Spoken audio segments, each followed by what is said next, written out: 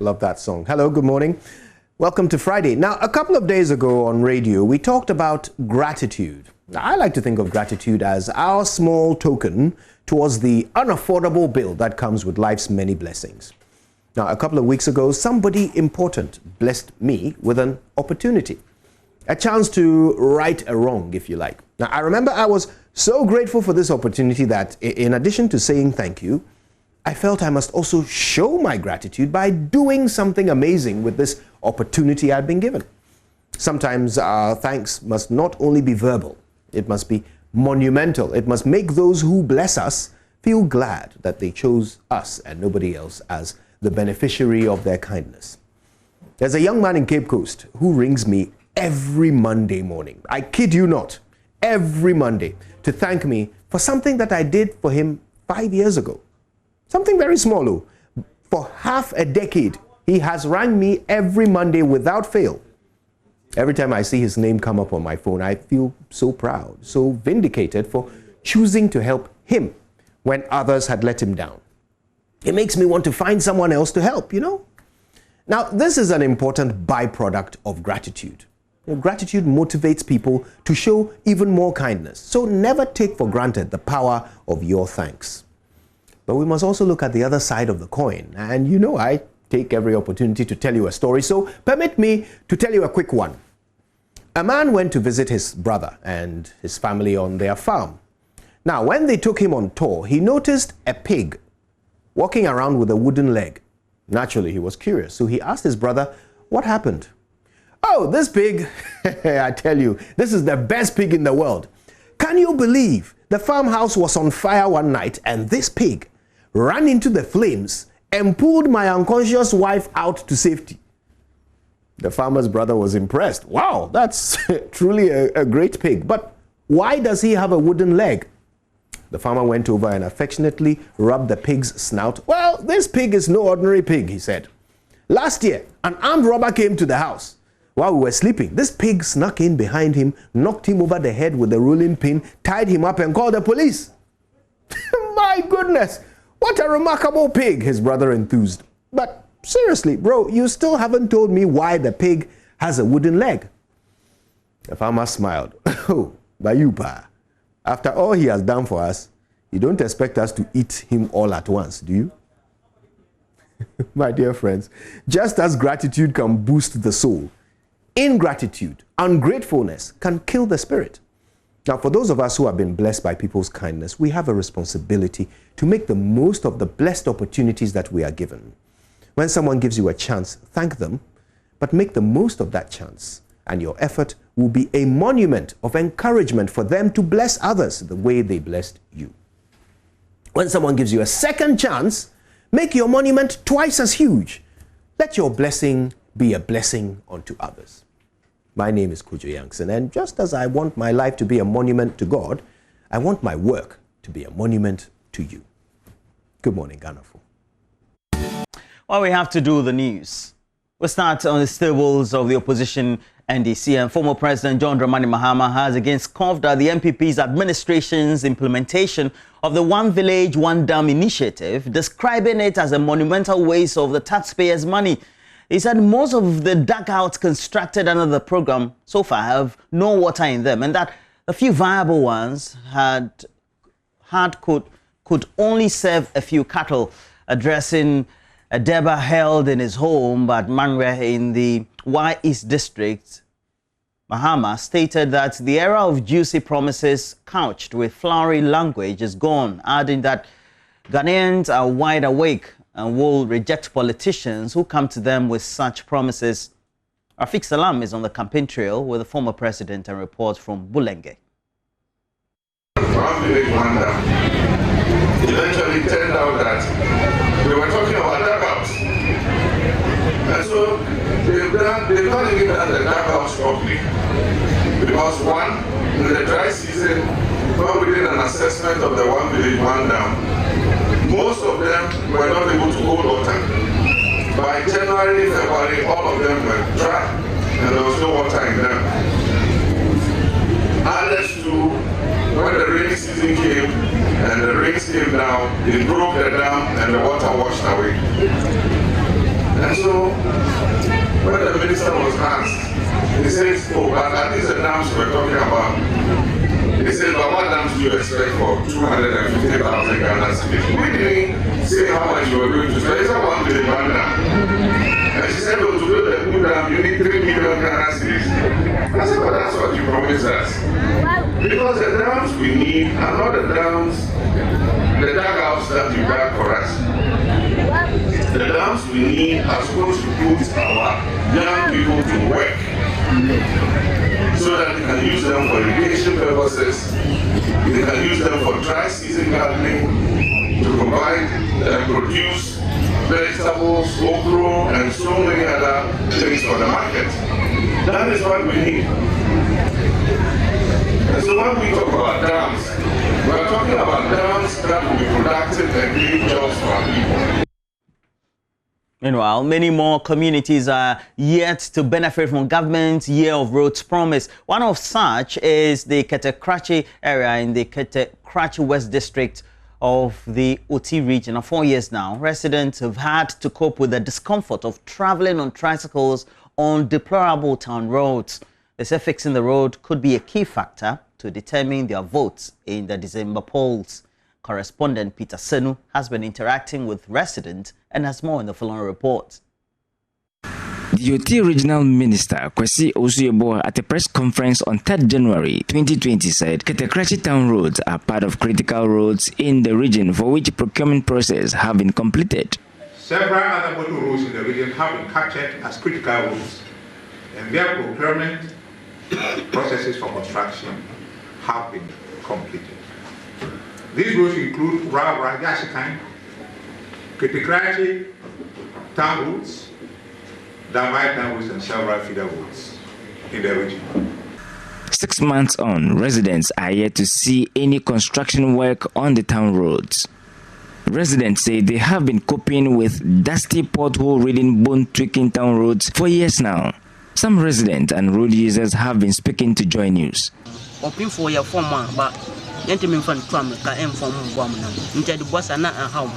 The nature of the road disturbs pregnant women anytime we pick them. The engine of the motor also breaks down frequently, and I spend on it.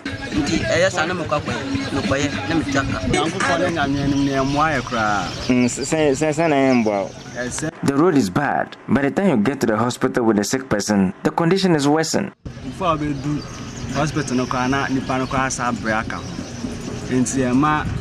The running is Ibasa. And then I say how to say maybe a mammy and as for Moko.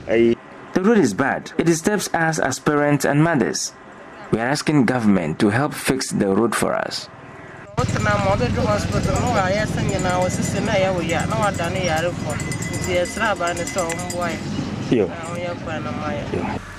are the bad roads affecting businesses in this COVID-19 era? Here is Alhaji Abdul Rahman, the owner of this tailoring shop just by the road. His machine, fabrics, and clothes of customers get dusty all the time. It's not good. It's not good. But you are a tailor. Yeah. How is it affecting you here? It's affecting me much. How? And always, dust has been spoiling dresses. When I sew dust, do spoil there. And so how do your customers, do they complain? They complain a lot. They complain a lot. And this clothing shop. See what I'm selling here. In case if any long vehicle pass here right now, you can see that the dust, it will just disturbing us here. And we can't do anything to protect it. We can't go and fetch water to, pour on the ground. Yeah, so we are pleading that the government should come and check how our road goes. Hastings Anani is the president of Krachi Youth Association. He says they are running out of patience, adding fixing the road or not will determine who gets their vote in the December polls. Whoever is questioning regarding this will tell you that this is one of our major problems. Because when the cars move, what do we see? The whole town is covered with dust. How do you inhale the dust? It gives us a lot of problems. That's why I'm saying it's long overdue. I presume that once it's election year, no doubt they will come to do it. Otherwise, they can envisage the consequences of it. So your town roads, is it going to play a key role in determining where your direction of voting is? Really, it's going to determine a key role. It's going to be a key role if my people will reason with me. Peter Senu for Joy News. And we take you to the Ashanti region when Burn Survivors Foundation, a local NGO, is calling for special attention to be devoted to victims of severe burns whose livelihoods have been destroyed by coronavirus. The group says many survivors of burns cannot wear face coverings and currently are exposed to the disease due to their physical deformities. A trip to the homes of some affected persons is showing livelihoods so far have been affected due to COVID-19 restrictions. Lava Firm's Erastus Asaridonko has more in the story. 45-year-old Ibrahim is the father of 10 living at Trabuom, a small town in the Achuma-Kwangoma district of Ashanti. He sustained hot liquid burns to his face, hands and body when he opened the bonnet of his overheated vehicle. He underwent 3 surgeries to boost function of his ears and mouth. My car overheated, and when I opened the bonnet to check, the hot liquid splashed over my face and body. I have undergone 3 surgeries on my ears. It is still sore inside. He is able to observe all the COVID-19 protocols with the exception of wearing a face mask due to his deformities.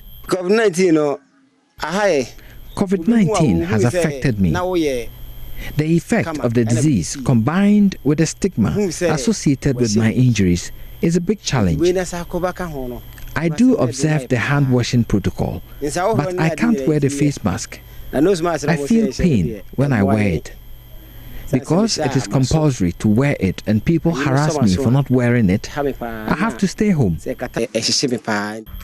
Nkaria in the Achuma-Nwabieja district of Ashanti, I meet 58-year-old Eje Bequin. His commercial transport business took a nosedive with the onset of COVID-19. I have not been infected with COVID-19. But the disease has caused my downfall. I'm a professional driver. The COVID-19 restrictions affected the transport industry. I lost my car business as a result. To make matters worse, his son, Jeffrey, 20, sustained severe burns in a fatal accident. Jeffrey cannot wear face masks, he has no ears to support them, and his wounds makes him susceptible to infections, including COVID. Because of say COVID now, I cannot wear the face mask. I have no ears to support it.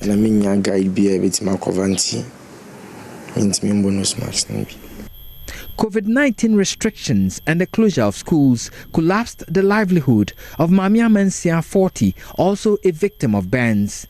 I was selling books in a school with a government loan, she says. Due to the COVID-19 restrictions and closure of schools, I lost my business and I couldn't pay the loan. Bank officials have been chasing me for their money. If somebody wants to help me, they should help me pay my loan so I can have my peace of mind. Burns victims like Ibrahim, Jeffrey and Amma have no means of livelihood and unable to work actively to support their families. Many of them still need surgery to release contractures caused by burnt tissues to enable them function to feed their families. But the effect of COVID-19 has affected the revenues of benevolent institutions. Other stories: more than half of canoes belonging to fisher folk at Kolena at Jamestown have been destroyed by sea waves. Now, the fishermen in the enclave say the situation presents a big threat to their livelihood. They were relocated to a new site months ago to make way for a London beach. There's more in this report by Mamiesi Thompson. For hours, the fishermen sit to mend their nets and catch up on the day's activities. Since they moved here 2 months ago, life has only gotten worse, they say. Most of their time is spent mending nets or repairing canoes broken by the violent sea waves. It has impacted their business negatively. 55-year-old James says a harbour is the best option to boost their work. Yeah, no good at all for we. Yeah, no good at all. Yeah, no good at all. Men are try to come up all the boat for here to carry them. Make now as here don't spoil. The way they can do way they don't spoil. If they won't start for here with the bag owner, men are try to enter inside Kole first to go come up all the dirty for inside. Before after the store way them do for Kole mouth, then join carry go up. Here own way they don't do it no good at all. He is not the only one suffering. His fellow fishermen, John Botche and a trader Akwele, tell me before they were relocated, government promised them better conditions, but unfortunately for them, it is not so. Like I tired, I am hungry for my work. I want to sit down for 1 week later and go for the sea. So the place he take me go, I tired, so I beg it for Nanado. Make can help me. The sea is square, I never fit do my work. For the the person you know say it all will me wa. Na ba hon ye bi be no ba gbe na mi aye no kodo ko awo ni gbo won to mi ne keni ta se la cheji mi kenti so wa na ye no kodo ko ma tele ni ma ta se be na he ni e ya hun to mi musu bi de je po nyele ma le mo mi de je po han ni enu ekoyu bi ane ne ko ma le don. Compounding their problems is the danger insanitary conditions pose to their health. Plastic waste and fecal matter are a common sight on the beach. But Joy News is learning the Sanitation Ministry is taking steps to improve the situation. The ministry has also hired the Ghana Water Company Limited to provide water for them. PRO Stanley Mate gives more details on the project, estimated to cost 500,000 Ghana cedis. As Ghana Water Company Limited, we have also been here to also assess how we can supply the newly relocated area with water. And the decision we've taken now is to tap them on a line opposite the market. We'll cross the street, okay, and then we'll lay some 100 meters to the east and then some 100 meters to the west. And then we'll tap them onto it so that at least they can have enough water within the market, and then to keep healthy, to keep themselves clean, and then also to support in the sanitation issues. For these people, only a harbour can alleviate their plight. For Joy News, Mamiesi Thompson, Kolena. One more studio. Well, so that'll be it for now. All the latest news we have, but we do have more. There's a couple of the newspapers right here in the studio. Myself, Mama Vioso Abwaje, and then of course Roberto Amwafo of Amnesty International will be joining us.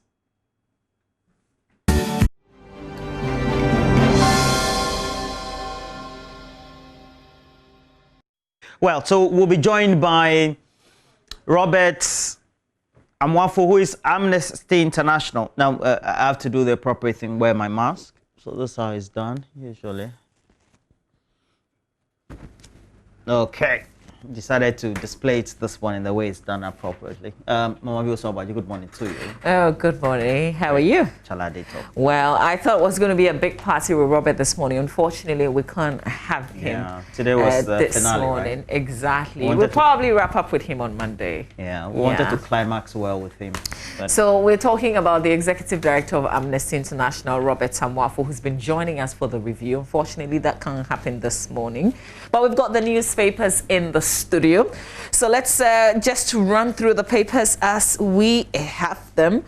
Today, Friday, September 4th, 2020. And I want to start with the Finder newspaper. Front page of the Finder says, Ejapa royalties not suspended as government engages CSOs.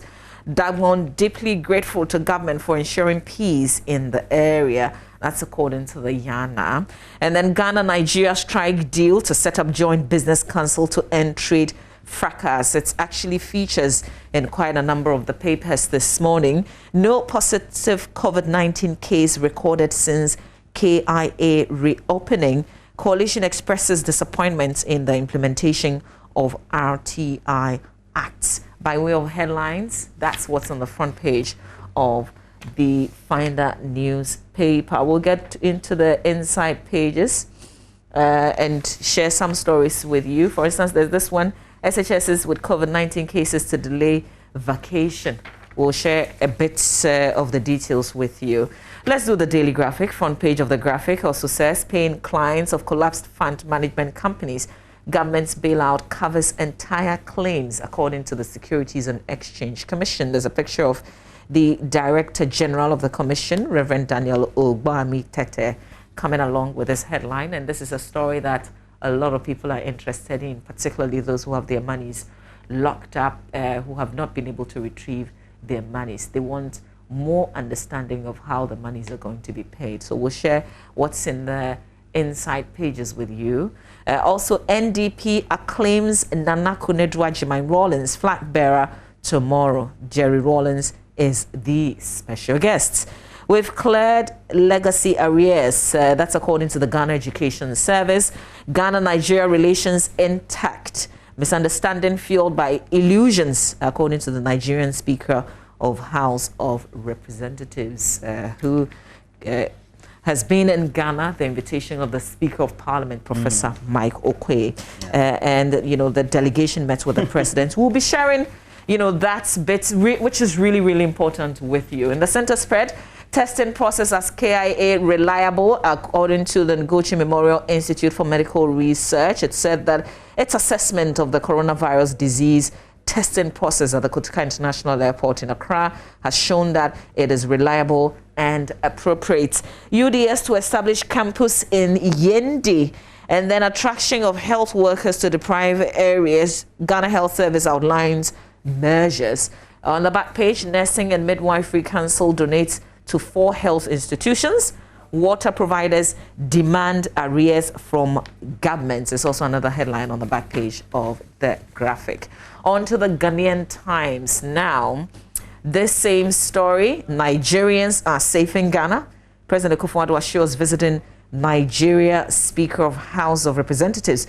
NDC demands justice for victims of electoral violence. Government engages CSOs to clarify a Japa royalties deal. But as you've heard in the Finder actually, that they say the deal is not on hold. Government is not suspending the deal, even as it engages CSOs and other stakeholders. Active COVID-19 cases dropped to 856, death toll now 281. And then on the back page of the Times, World Health Organization supports COVID-19 fights.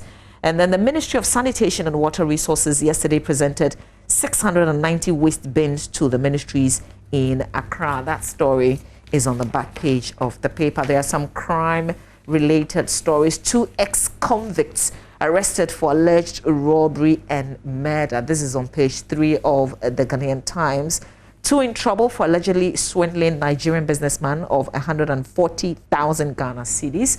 Lactating mother jailed 6 months for causing harm. Is a 21-year-old lactating mother and a seamstress apprentice who caused harm to her 8-year-old stepdaughter at Nyankoman in the Awen municipality. She's been sentenced to 6 months imprisonment by the Enchi District Magistrate Court. The court also ordered Mary Aka, alias Aso, to pay a fine of 1,200 Ghana cedis, or in default, serve 6 months in prison. She was convicted on her own plea of guilty. Maybe we'll tell you what she really did to her stepdaughter when we settle down to touch on details of the stories. But the last paper for me is the Daily Statesman. Front page, Yana comments Akufo-Addo for Dagbon peace. Akufo-Addo proposes joint committee to handle Ghana-Nigeria affairs.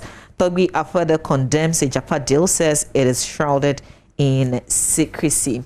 There's some distancing on this issue. There's a bit of a back and forth with what Togbi Akwede said or may not have said. If we can, we will clarify that for you as well. But Roland, that's it for the papers that I have. Okay, so clarifying what Togbi Akwede has not said, but has been published to have been. Yeah. So let's go to the Daily Guide. Has on the front page, I heard my sister crying on phone. Taddy girls witness. Oh, this thing just. Speaker meets Nigeria speaker over trade row. And again, we'll have a lot to say about this as we wrap up with the headlines on the newspapers. 2 nabbed for fencing murder. Dagbon grateful to Nana. And this is source to the Yana. Great interventions to make sure at least peace is restored to the Dagbon kingdom.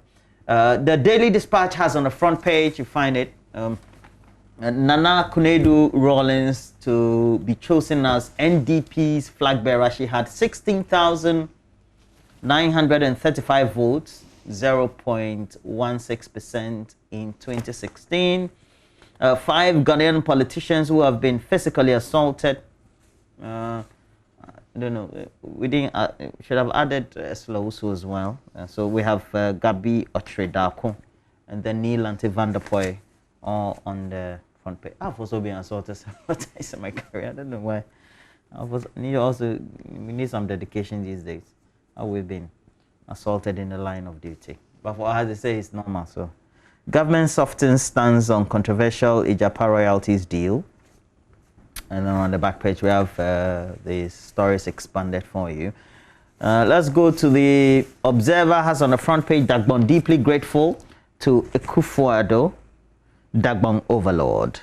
4 more for Nana fever catches Volta region. It's also on the front page of the Observer. Amidu blast Nano Pukuajamai over Ahoy book on the front page of the Observer as well. Ghana winning COVID-19 war as active cases drop. Akufo-Addo's policies. Akufo-Addo's policies are people-centered. Myong Lana.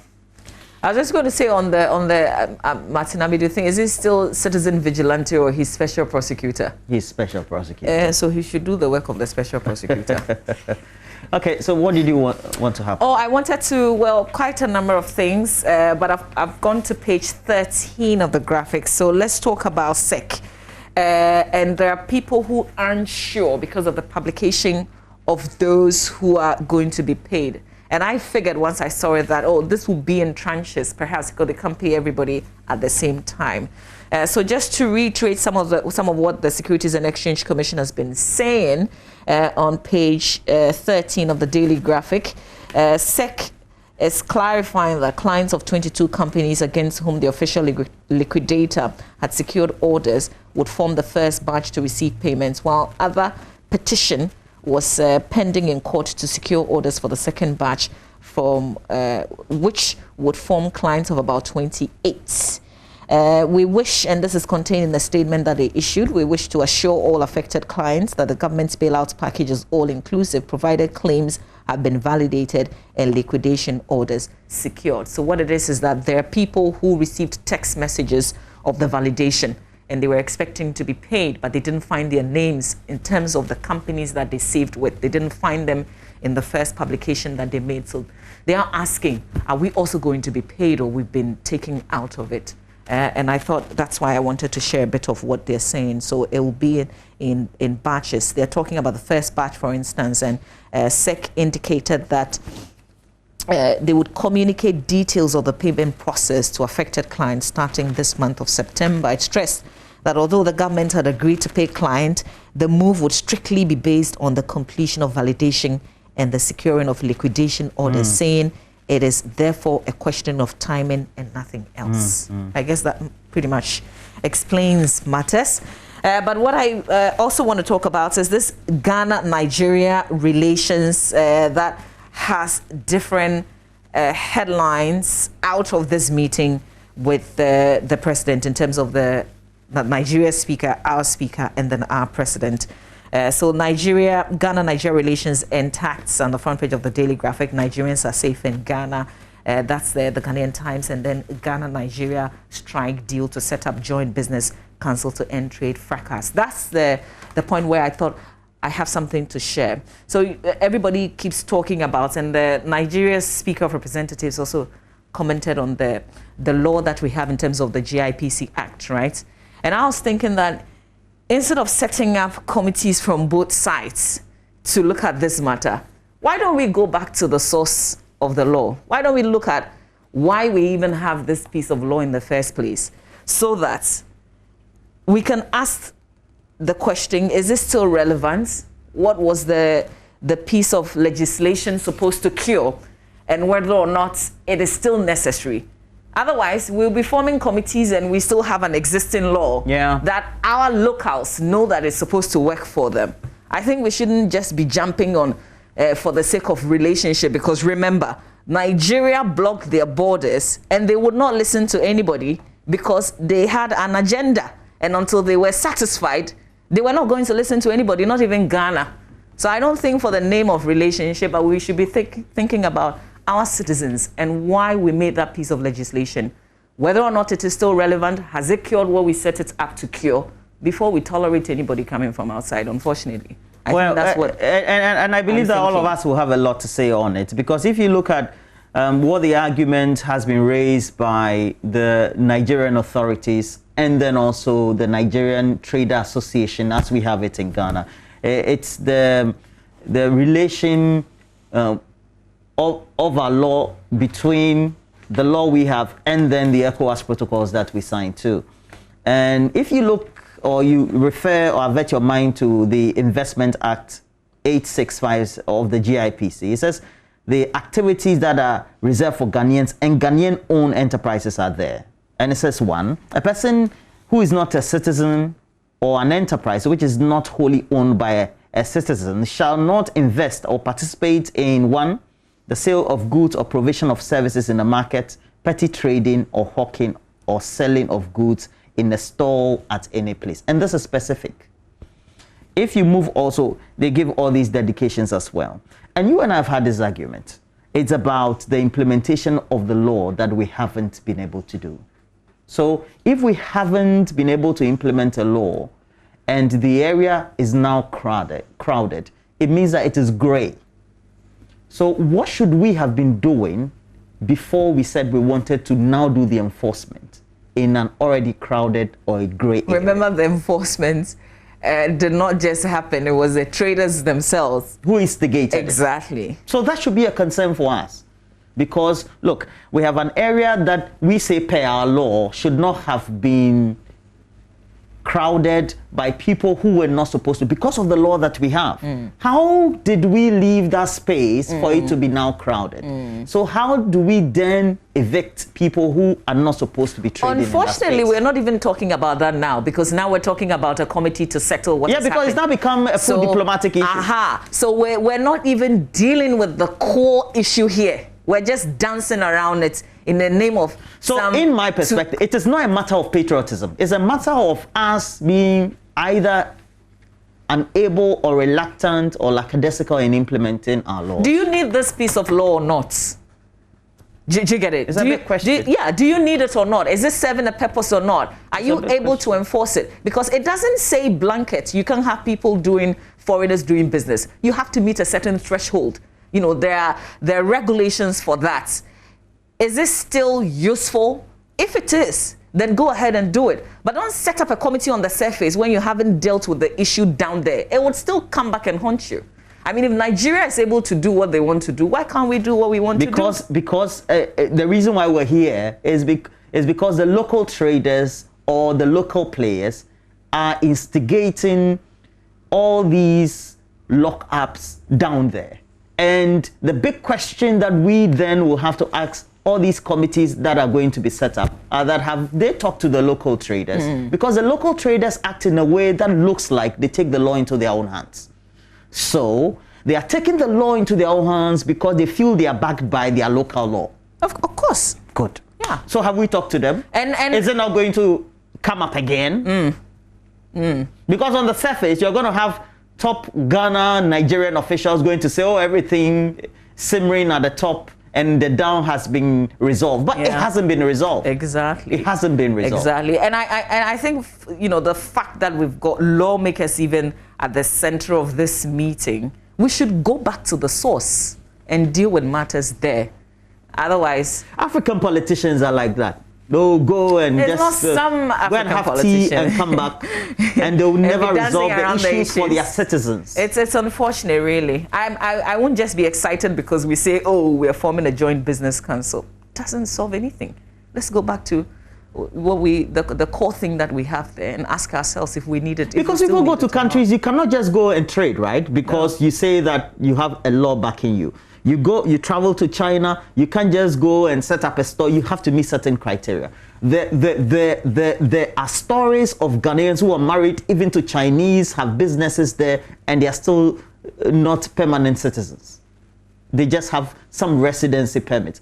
That is even subject to renewal per the law or the time that the Chinese authorities say they have to do that. Let's hold on. Why is it that when we travel abroad, we adhere to their protocols, their rules and regulations, or their laws, and in our country, our politicians who have gone to Harvard, have gone to some of the best schools in the West, are not able to implement some simple things that the whites or the West are able to implement in their countries? I think I have a response. We don't know what we believe in. If you don't, then you can't hold on to anything. Yeah. Okay, so that's the Roland. Is there any other issue? No, that's my main issue. Okay. And I also wanted to just take a look at. So this issue of the mother who's been prosecuted for causing harm to her stepdaughter. I thought I'll get a bit of the background. The victim lived in the same room with her father, siblings, and the convicts at Nyankoman.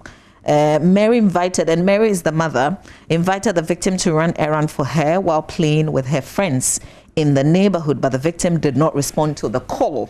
And this is the police narrating, right? So Mary, upon seeing the victim, decided to lash her with a cane, but in the process, the cane hits the victim's left eye. Mary warned the victim not to tell the father, or else she would subject her to severe beatings. When the victim was questioned by the father about her injury, she lied that it was his younger brother who hit her left eye with a stick while they were playing, and the father took her to the health facility at Nyankoman for treatment. Prosecution said the complainant took the girl to the Presbyterian Health Center in Inchi, where a referral note was issued to her to take the victim to the Agogo Hospital in the Ashanti region to seek further medical attention.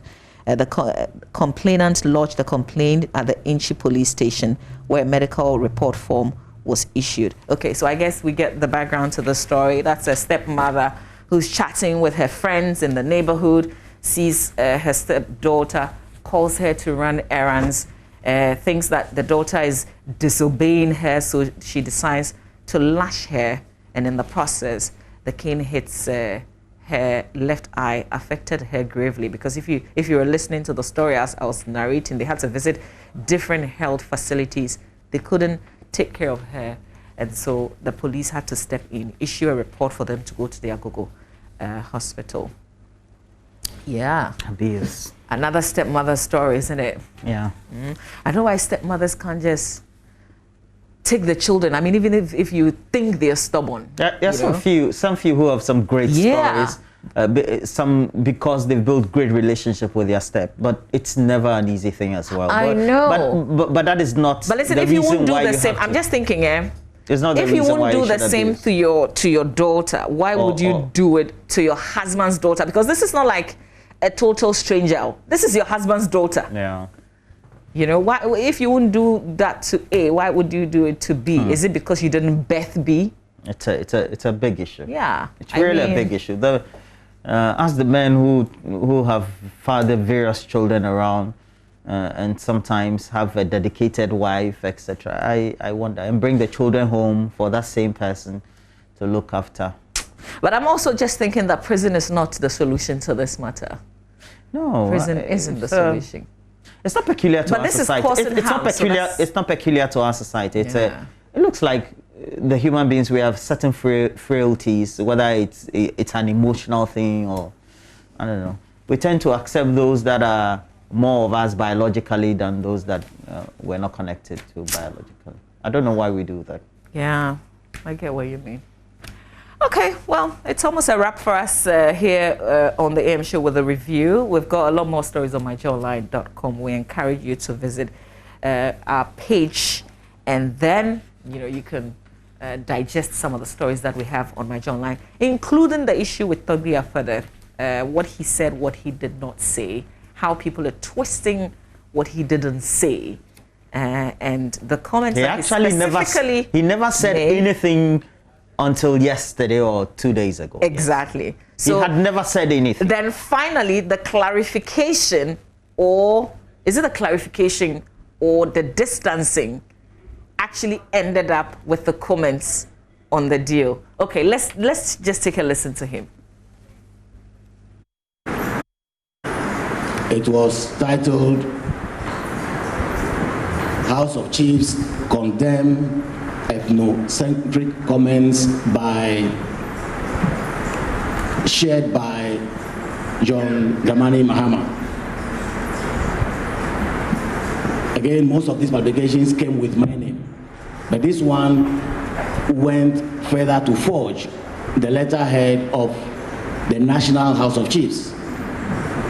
By the time it was dropped by Ghana Web, it had attracted almost 150 comments. This is extremely mischievous and need to be condemned without any reservation and in no uncertain terms.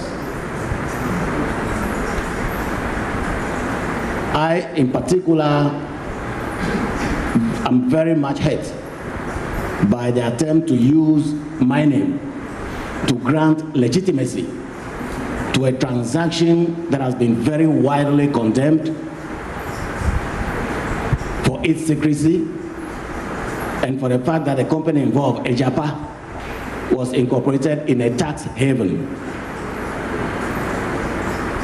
I do not see why desperation will lead anybody who is associated with that transaction to want to use the name of innocent Togbi Afede the 14th. I've never commented on these kind of transactions, and I've decided not to comment for good reason that show disapproval of this transaction. Tax havens typically serve two purposes: helping you to avoid tax or ensure secrecy. I don't see why a national transaction should be shrouded in secrecy in the first place. So for those of you who are just following the politicians who hear Togbi Afede and then you decide to comment without knowing who he is, apart from the fact that he's the president of the National House of Chiefs, let's give you a bit of background. He's a legend when it comes to investment. He's one of the founding fathers of Data Bank. He founded Strategic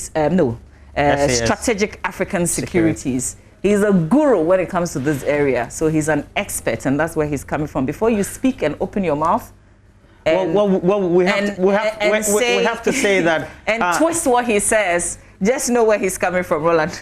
Well, I also have to say that he's in the same mode, just like the finance minister. So both of them well versed in such matters in their own right as well. So we know this will keep dominating the discussion. I'm sure even Newsfile tomorrow will take a look at it. Yeah. But we have to take a break, Mama V. We do, and bring you sports. We've got a relationship conversation coming out later after sports, so you've got to stay with us.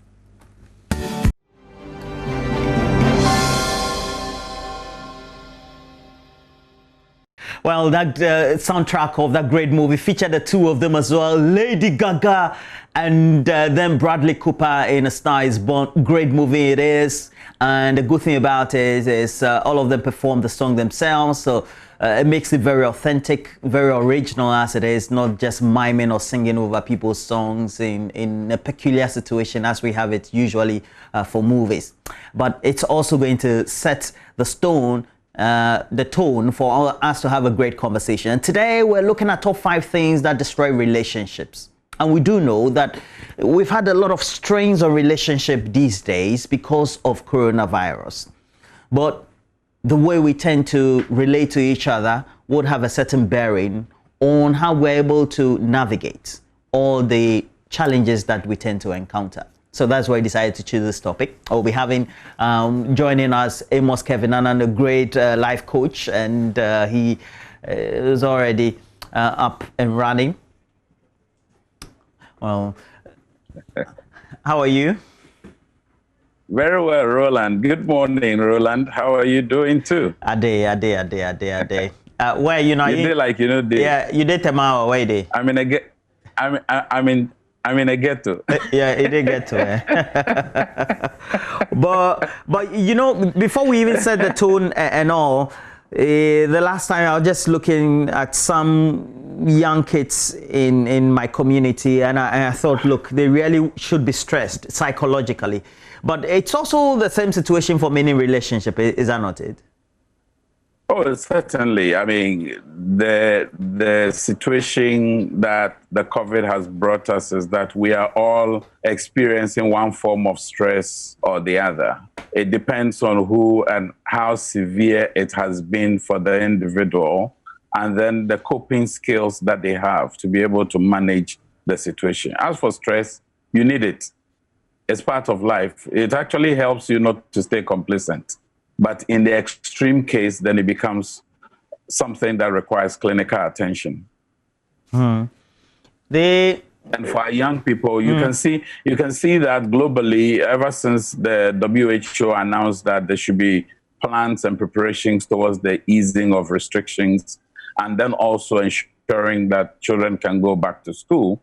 Because not going back to school in itself is creating an untold hardship on the psychological well-being of children. And also remember, not all of them are having access to the online services for learning. And so some critical segment of our society would have been disadvantaged by means of they not being able to join on the online activities that the other colleagues who are most privileged in the big cities are enjoying. I mean, we know that the Ghana Education Service and Ministry of Education have this television sets in different places, which is a project that started many years ago. That is not sufficient still, because a large constituency are yet to be giving those facilities. So let's hope that now that we are trying to ease the restrictions and getting back to our normalcy and learning how to live with the COVID experience will make us better people, not bitter individuals. Yeah, I know.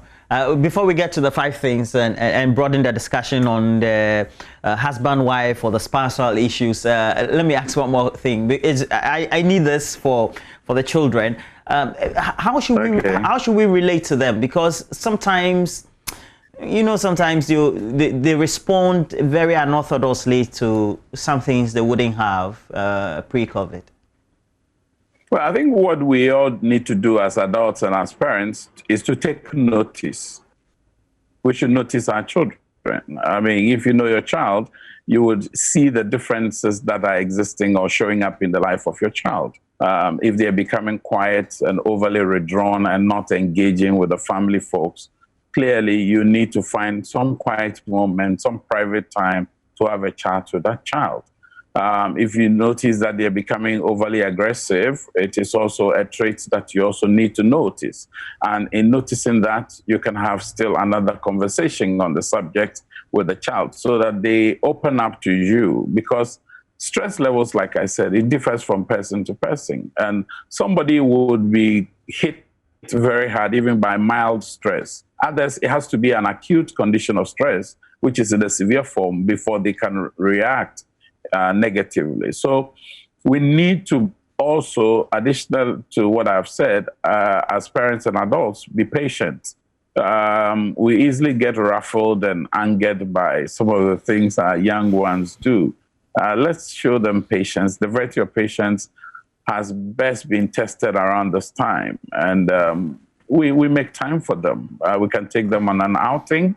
Now that we can go out, go to a park, an amusement facility, just sit there, relax, let them, you know, my daughters, for instance, told me they were bored and they wanted to do photo taking activity. So we had to drive to a break And this was an exciting moment for them. I had to be patient.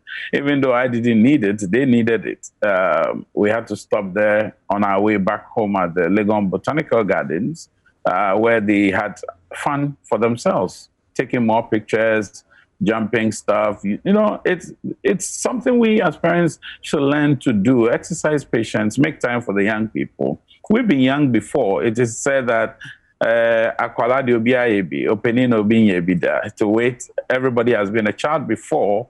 It is just that aging is what we are all going to encounter with time. So let's be patient and let's walk with them. Hey, the things that parents now are supposed to do. Well, we couldn't have encountered all these with our parents 30, 40 years ago. I know, right?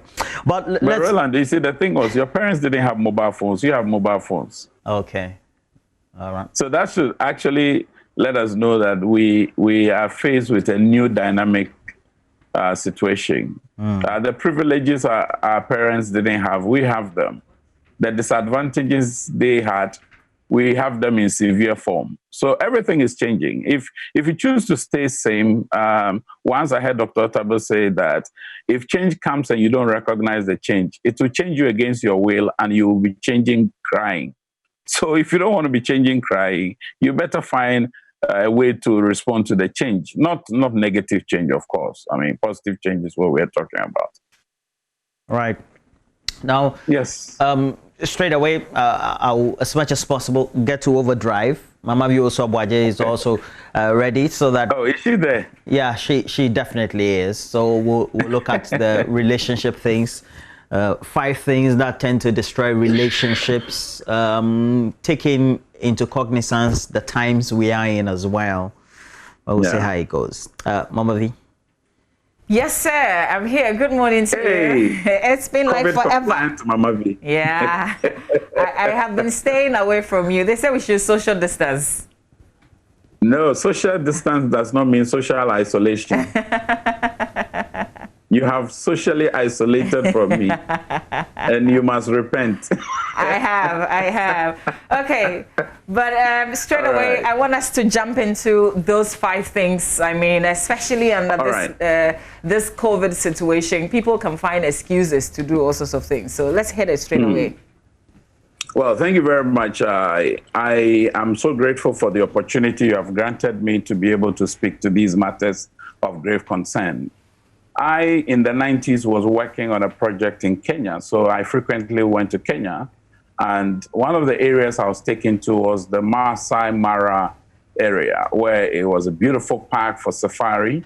And that safari, the guy who took me there said that you have to look out for 5 animals. If you do a safari and you get those 5, you can go home to sleep. And I said, really? He said, yeah. And thankfully, I saw the 5. The first one was a lion. The second was a leopard. The third was a rhinoceros. Both the central black one, you know, they have the south central black and then the southern white species. You have to look out for any one of them. If you chance upon one of them, you're good to go. The 4th was the elephant, and the 5th was a Cape buffalo. Mama V and Roland, I found these animals very exciting at the Masai Mara Park in Kenya. Then somewhere in 2000, thereabouts, I also had the opportunity to go to South Africa for training. And as part of our training, we had a night trail at the Kruger National Park, which is said to be the largest national park in Africa. And there again, this guy who was taking us out said that we should look out for these 5. And there again, he mentioned the lion, the leopard, the rhino, the elephant, and the buffalo. I was very excited seeing them again, even though, and one of the things I also like is to go to the, you know, they have the exotic restaurants. Kenya has the Mamba village where it's crocodiles, my first taste of crocodiles. And then I went to Misty Hills in South Africa. Also there, they served all these exotic animals. I mean, animals that many Ghanaians will run away from. I had to taste them. Now, I have seen in my work over the period, 3 decades of working with human beings, that 5 critical things are hurting relationships around this time. Be it prenuptial, consideration, or in consummated union, which we call marriage. The first one is deceit. I call these 5 I'm going to mention the 5 deadly Ds. If anybody building a relationship allows these 5 to come their way, it will destroy it. The first one is deceit. What is deceit? It is the act or practice of deceiving, concealment, or distortion of the truth for the purpose of misleading, duplicity, fraud, or cheating. Let me unpack it. You see, there are people in relationships who are using screensavers. We know screensavers. A lot of individuals find people on social media and they're excited and fascinated about their looks. But when they meet them in reality, they are not what they had been packaged to look like. So there's a general statement that says, buyer beware. There is a lot of misleading and concealment in relationships today. People suddenly discover that my spouse has children and they had concealed that from me. Some have a certain personality I vouch for, I could give all. Some can say I will put my hands in fire for you and all that. And yet the individuals can mislead you. Then there's the duplicity where the individual is double-faced. It's part of deceit. Then there's fraud, which is actually defrauding of people, robbing them of what is due them. In many relationships today, folks are defrauding each other. They've learned the art and the skill of cheating, what we have famously described as escapades. Now, cheating is part of deceit.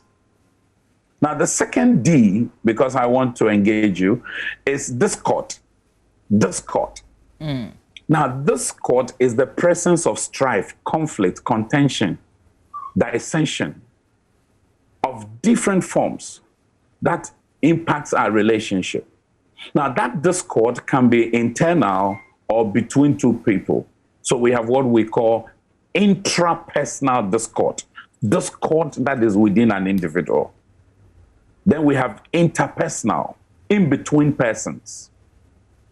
So wherever there is strife, there is contention, there is conflict, there is dissension, you create discord. And this discord is the opposite of harmony. If you want two words that work together in relationships, we have tranquility and we have turbulence. Now, these things are creating quarrelsome and factionism amongst people and antagonism. The slightest thing provokes an individual. So discord is the second D. The third D is what I call discontentment. Discontentment. People are plainly dissatisfied with what they have, and they have a certain illusion of a certain perfect greener grass on the other side. And that discontentment may come in the area of conversation, may come in the area of coupling, may come in the area of respect, may come in the area of affection and the likes. Discontentment. But you see, contentment is a very, very important thing because it creates serenity in a relationship. There's a marked difference between complacency and contentment. People confuse the two. But discontentment, dissatisfaction in relationships is hurting many. And it's creating grievances that are avoidable. The fourth D is distraction. Distraction. Distraction simply is described as being drawn away from or directed away from something that you're committed to. Now, you are distracted by driving and looking at your phone. When somebody whispers or calls you and you're supposed to focus on a ball which is thrown at you, they distract you. If people want to ensure that they make a fool out of you, they also distract you, only to tell you there's a prank. There are too many relationships that are being distracted. And they are being distracted in two areas: affection and attention. Affection and attention. you have someone you love, but another individual is beginning to take your attention off them. And they take your attention from them, and along that comes your affection as well. So before long, you realize that the attention and affection due this person you claim to love is no longer there. And we have had a conversation, Mama V, yourself, and I, on whether love has died or is dead or is buried. And I mentioned to you that love never dies, because love has 4 very, very critical character traits that everybody must know. Love is robust, it's resilient, it is reassuring, and it has a rebound capacity. So love doesn't really die. We actually have to numb it. We have to smudge it under something. And so distraction is the 4th D. The 5th D, which is the last one, is dissatisfaction. Dissatisfaction. I'm sitting with a lot of spouses, and I tell you, Mama V, I mean, the level of dissatisfaction is deep, because where there is dissatisfaction, one cannot show affection. They struggle to show affection, if at all. And that the concept of dissatisfaction is alienation from affection or loyalty. And that creates discontentment in a person, you know, and sometimes unrest. So these are what I classify as the 5 deadly Ds everyone in a relationship must look at. Deceit, discord, discontentment, distraction, and disaffection. Thank you for your time. Now I can engage you. If you identify yourself with any of the 5 Ds, what must you do? Well, when there is, for instance, deceit, the person must own up to admitting they deceived you. That means we must have a conversation. In all these Ds, the starting point is conversation. Am I waiting to be discovered to have a conversation?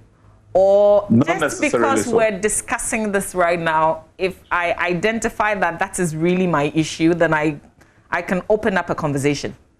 Exactly. The conversation can be 2-dimensional. It could start from the one who is deceiving, and it could be from the one who has discovered that they have been deceived. If I am in a state of discord, it means that there's something not gelling, something is not right. There's the creation of disharmony between us. Can we have a conversation on why there's disharmony all of a sudden? Because that can happen to even good relationships. Because human beings have their down times and they have their uphill moments.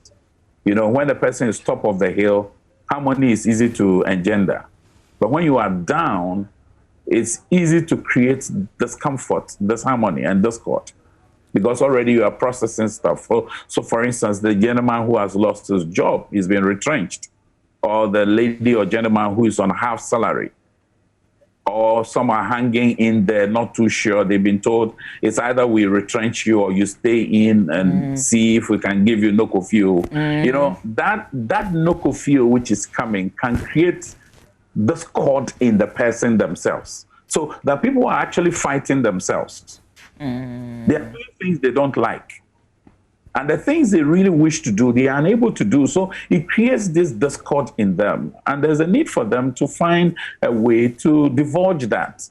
You know, to find someone who can provide you care, support, and encouragement so that you win that battle. Because if you don't do, it will then create the discord between you and other people, which is very common. And I'm sure you may have met people who you ask yourself, but who is he fighting? What is he fighting about? There's really no point in this acrimonious condition you are creating.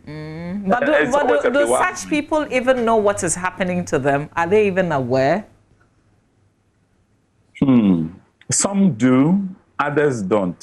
So the one who doesn't know is easy to help.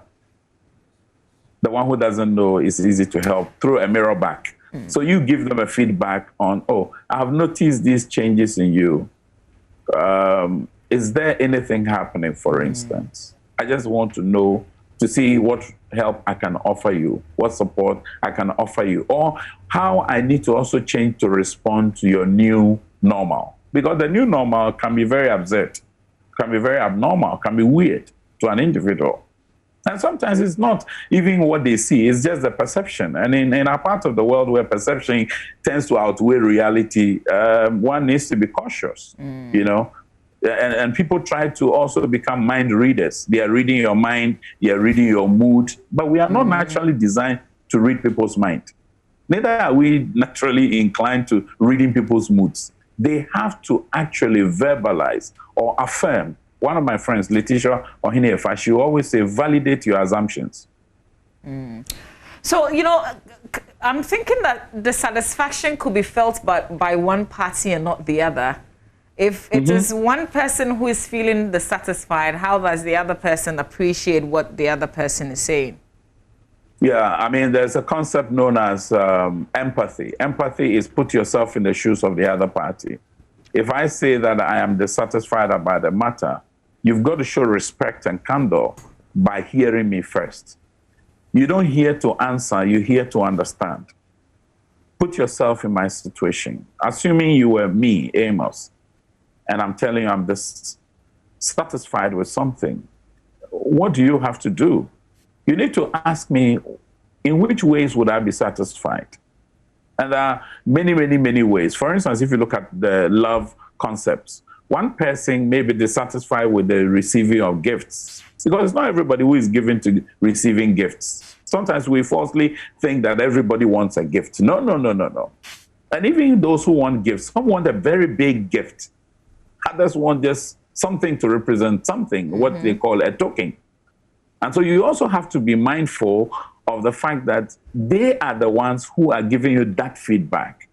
He who wears it knows how tight it is, you know? So you have to hear them. And they too must be reasonable to understand that not everybody can please you, you know, at all times, let me add.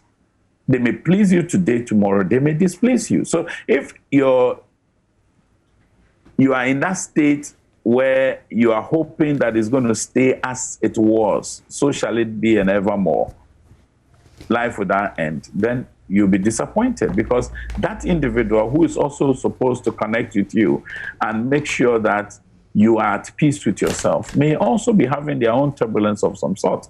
And that would then create all the discontentment that we have. Yeah. There's some level of distractions, and you alluded to a number of them as well. But we also do know that distractions are there because there are a lot of either factors or variables within the environment in which relationships find themselves. Yeah. What could be some of those factors that cause the distraction? Well, for instance, a couple who are not finding time for themselves can be distracted when another begins to make you have the space where they are having time for you. In a relationship where one is invalidated, i.e., they are not regarded as essential, and therefore they can easily be replaced, one party can find a replacement for the other party, even though they are just in there to just keep the status.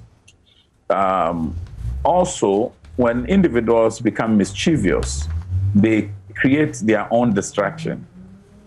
You know, the economists have what they call creative distraction or disruption or destruction. Now, these things come and it creates a meltdown for everybody. Then new businesses emerge. Even like this corona, you notice how even though with all the losses and everything, we have learned lessons how to do certain things again. We grew up in our primary school days, we had Veronica buckets in front of every classroom. That thing disappeared over time, and nobody actually took notice of that. Today, Veronica everywhere, Veronica buckets in front of even offices. Can you imagine? Now, there's the need for us all to identify what is distracting me from staying focused. Now, once you are able to put your thumb on that and you can describe it, you could then look at how is this distraction impacting my relationship. Now, when you gauge the impact, the severity of the impact, then you ask yourself, do I have the wherewithal, the set skills, or the tools to be able to deal with the distraction? Sometimes we actually fan into flame the distractions. For instance, you're sitting with your significant one in a restaurant and you are being distracted by your phone. So your mobile phone now becomes a distraction to whoever is with you. And it is one of the commonest distractions we have. That's why the technologies brought one terminology a few years ago. They call it fabbing. Fabbing is P-H-U-B-B-I-N-G. And it is the state where an individual is disconnected from you who is present, and they are connecting with somebody who is very far off. And you see them giggling and laughing, and you're, what's happening here? We are here, and we are not talking, and yet you are smiling and giggling all over. It infuriates. It gets you very, very edgy and nervous. You know, and sometimes to the person is hooked onto the phone, and you are talking to them, they can't give you eye contact. You are distracted. They say, okay, you keep talking, I'm listening. I mean, you've got to also listen with your eyes. Because there are some things you can pick with your eyes which your ears cannot pick.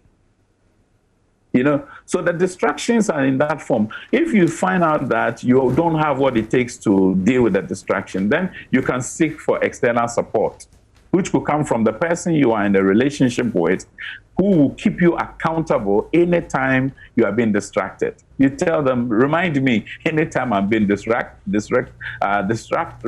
by an individual or any entity. So that distraction, then you become accountable partners in this endeavor. If it is also beyond that person's competence, then that's where you look for a clinical psychologist, a counselor, maybe a priest who can also help you to understand what you're going through, because sometimes it's beyond our own capacity to deal with. And the person who is also in a relationship with us may be ill-prepared or inadequately positioned to be able to respond. Or sometimes they feel that, I don't want to be the one to help you with this. You know, when they have that posture, you better seek for a support that will not become injurious. Because sometimes you go and find a third-party support, and that becomes a fatal injury. Because they come in and they exploit. Those are the people I call scavengers. So if the significant one in your life is not talking to you, then I become a supplanted version of it. I provide you the conversation. Let's be chatting. Chat you up. You know, anytime you are sad, you talk to me. That's dangerous. That's dangerous. It may start off very well, but sustaining it without it becoming romantic is a very, very, very difficult one. So you don't start especially at all? When it's, yeah, I mean, slippages occur when you don't even realize you're slipping. You know, and the greatest form of danger is not noticing that there is danger. Let's invite our viewers to join us if you've got questions or comments. If you identify yourself in any of these deadly Ds and then you need some support, kindly give us a call, 030221169102.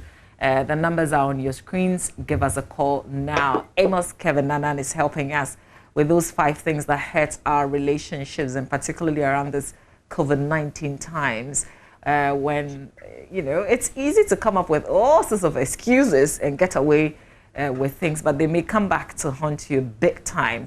You might need some sort of support. Give us a call now, Roland.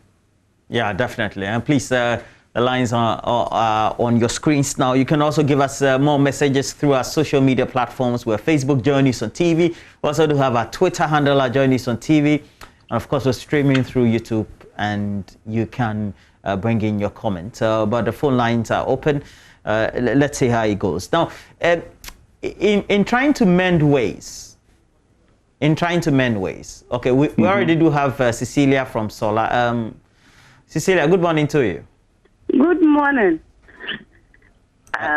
Please, I want to find out In situations where you are with somebody who doesn't involve you in any discussions, he does his own thing, only comes to you when perhaps you need to financially support the person. What do you do?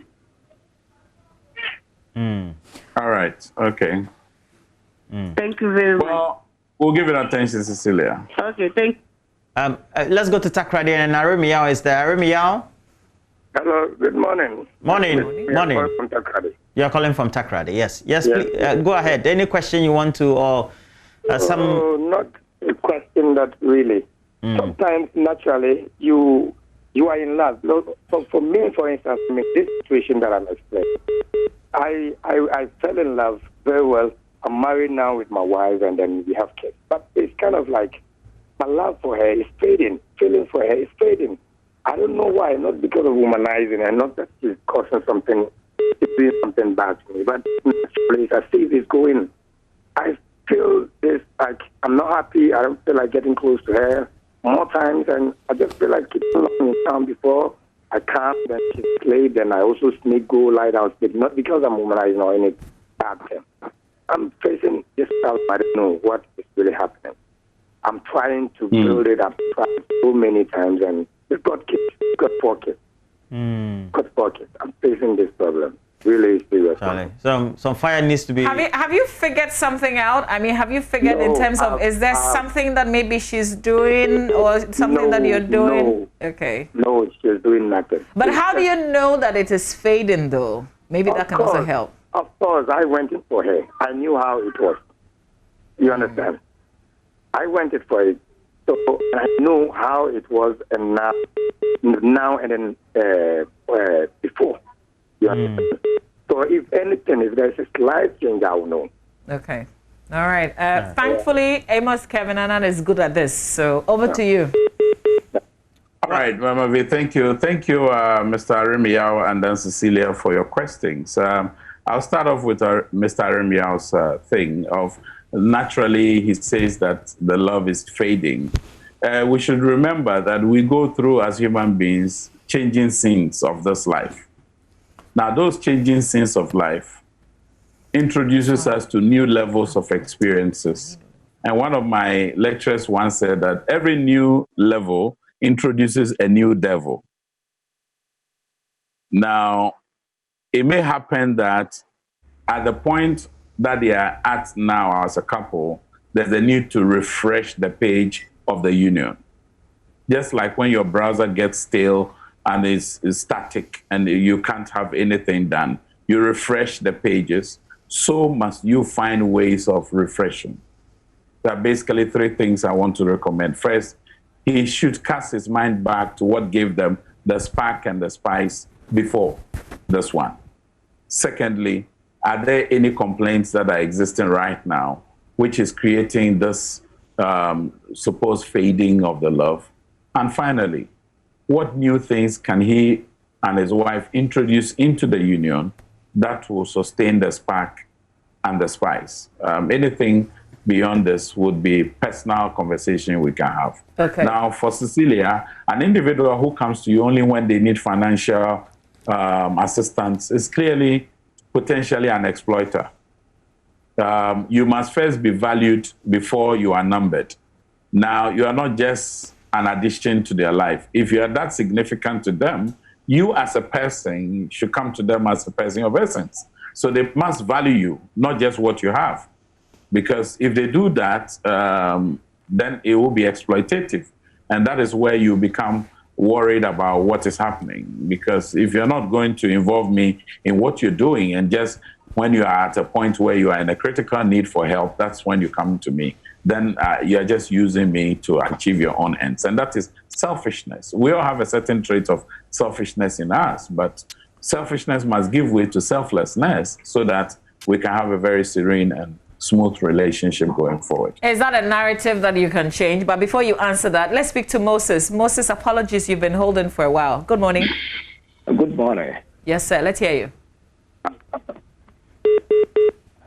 Hello, Moses. Well, it looks like we're having difficulty. Let's go to Nadoli. Michael is there. Okay. Yeah. In a situation where you have a girlfriend or maybe a partner, then the partner tends to introduce a third party into the relationship, and everything that happens is being told to that third party. What do you do? Like, how do you stop that third party or your partner from communicating with the third party? All right, okay. Well, I mean, dealing with third parties is always a major issue. We have to look at how close are they to the person? Are they familial persons, i.e. family people, or they are just friends or colleagues or acquaintances or individuals they may have found solace in them, or complete strangers? So you've got to make a determination of the kind of third party. Secondly, you have to now raise the issue of third-party concerns that you have with them, but do so respectfully and politely. Sometimes we do it harshly. It's almost like an attack on the person. And the first natural cause of an individual is self-defense. So if you're attacking them, they will defend themselves. But if you find some reasonable conversation to have with them, they will then give you why this person appears to be important to them. And if someone is important to another, please do not make them feel less. Because, see, because of the attachment they have to those individuals, any treatment or mistreatment of those people that they consider unacceptable will be hitting them indirectly as well. And you would see the rebuttal and the response that they will give to you. So, again, conversations must be had. And then the issues raised in an adult way. We hold our emotions when we raise these things, and then make sure that we focus on the solution, not on accusation. Okay. Many times people will look at who is wrong, not what is wrong. Let's speak to Ken, and then we'll take some quick calls before we come to the address and the follow-up question I asked from Cecilia. But let's talk to Ken. Ken is in Achimota. Good morning, Ken.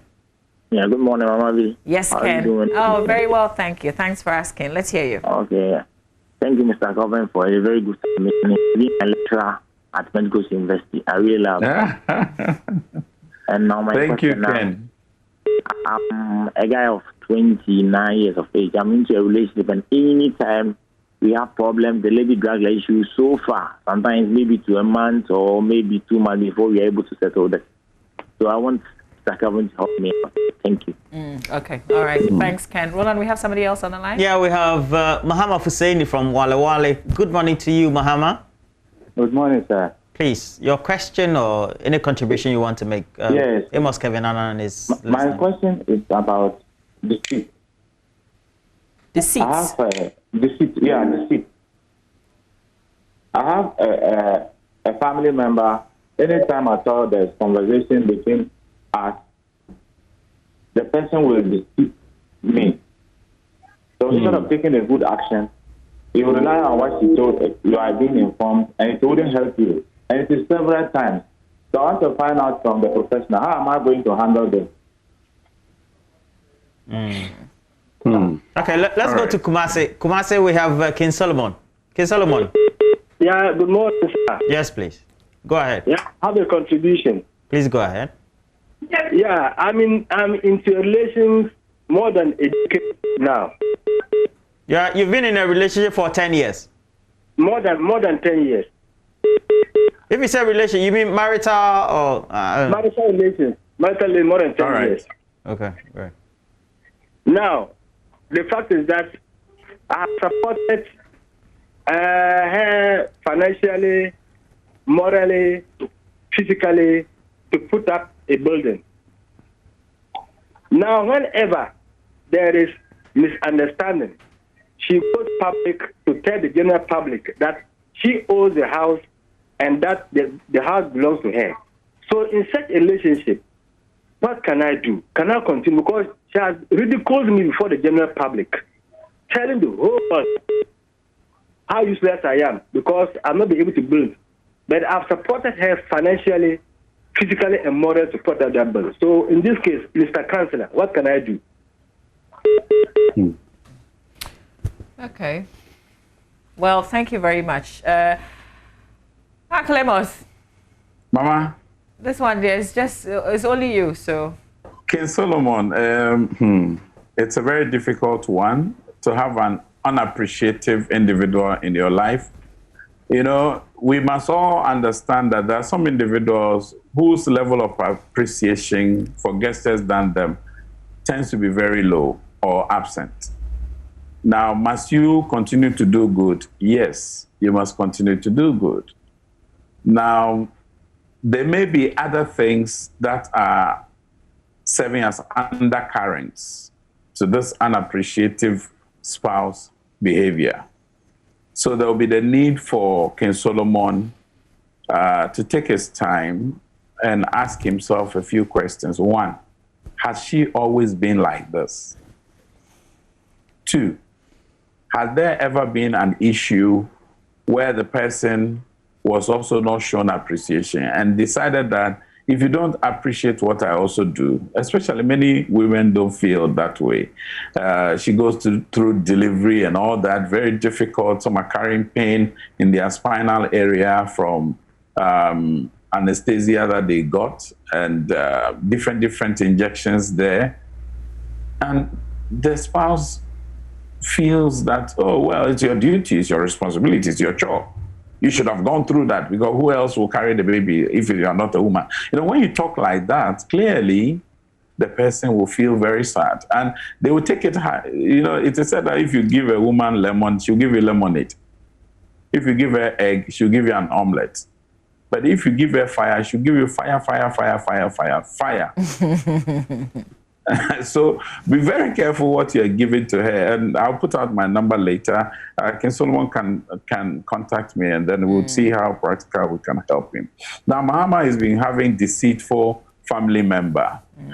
Deceitful individuals would always be around. And especially in this age of betrayal. You know, people betray brothers, sisters, relatives. So first and foremost, anytime you're having a conversation with anybody, have the assumption that they are recording you. You should have, I mean, that's how I operate. And I believe that it will save you a lot of shocks. Some individuals, they assume that the person is incapable of recording them. And yet, when the voices are played, they begin to clutch onto straws. So that's the first thing. The second thing is that once they have deceived you more than once or twice, then you also need to find out what else you cannot share with them. Because, see, you cannot take certain advices from individuals who have a track record or a history of being unrepentant deceivers. You know, and so you have that responsibility to yourself and to that individual. Sometimes they don't know they are deceiving you. Other times, they are just playing pranks and thinking it's fun. Because people take many things as light-hearted. And just check to be sure it's not one fun activity. Then you can draw some conclusions. There's also, Ken, the introduction of third parties in their relationship anytime there's an issue. Yes, Ken, that's from Ken, right? Yes. He's 29, yes. Thank you. I take your compliments in good faith, and I'm thankful that we had the opportunity to interact at the university. Now, third parties, when they come into a relationship, they can be helpful, but they can also be a nightmare. Now, you have been in it for a period of time. You need to begin to ask yourself, are we having a roadmap? What roadmap? Because a lot of women, when you put them in a state of anxiety and uncertainty, they can create some disturbance for you. Put them in a state of quietness, a state of assurance, so they know we are moving from point A to point B, from point B to point C. So, Ken, have that roadmap. Secondly, have a chat with this person and let them know what your concerns are without you accusing them. Oftentimes, we love to accuse. Our natural default is accusation. We get into tirades and throw salvos around and use words that later we can't take back. So there's a need for you to have that conversation that is respectful. Don't go and be throwing tantrums and tirades at them. Michael was talking about, Michael was talking about third parties, actually. Ken has relationship problems generally. Ken, relationship problems, it takes two to tango. Maybe you have contributed to some of the problems. Maybe you have not. First, examine yourself. The man in the mirror. Look at your face in the mirror and ask yourself, what am I doing wrong? or what have I been told I'm doing wrong? And with humility, please understand that you are not be it or know it or have it all. You have weaknesses, you have strengths. Admit where you have erred, and then also respectfully and courteously bring the wrongs of the other party to their attention. If you start with yours and you share theirs, you'll notice that they will not be hostile. But where you come as Mr. Perfect, Mr. Have it airtight, intact, prim proper, groomed, and manufactured well, and they are the damaged product, worst character, you know, when you do that, the individual will fight off. Nobody wants to be disparaged or dragged in the mud. Okay. Okay, so Akhleb, just before we wrap up on this, there was a follow-up on Cecilia's issue. Yes. Yeah. You said if the person was not going to change, is that what he thought about? Yes. Can you change the narrative? Well, the narrative as in the person exploiting you. No, exploitation is exploitation. I mean, because they come to you only when they need your help. The other thing also is this, that they don't find you as any person of value. You're only valuable and asset to them when they have need. You are not just there to meet those needs. So should you just simply walk away? Okay, you have a conversation. You have a conversation. Okay. I mean, before you walk away, you don't just walk away on an emotional tantrum or, trip. Because emotions change over time. That's why you cannot make a life-changing decision when you are happy, when you are sad, when you are successful, when you have been defeated. You've got to be sober, reflective, find a quiet place to go into solitude and do a soul search of yourself and ask yourself, is this the best life I'm living? Is this the way I want people to treat me? Don't be hostile. Don't be antagonistic. Choose your words very carefully and let them know that you can't take it anymore. Okay.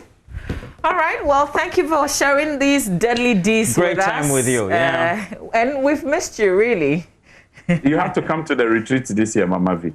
What is the new dates? The new date is the 18th to the 20th of September. Wow. Okay. So that's just this month. At the Volta, no, it's in person, at Volta Serene Hotel. Hey. Oh, that would be fantastic, because I think the last time I went to Ho, the hotel was not opened. So it's classy. Yeah. Amazing place. And this year we are focusing on the 3 C's. Wow. Which one is the 3 C's? Coupling, conversations, and consummation. Ooh. Please again.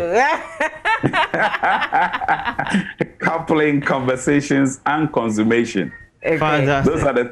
Those are the 3 C's we are focusing on this year. So it's about how you are marrying. Secondly, how conversations can be improved. And thirdly, consummation, which is, what I'm talking about.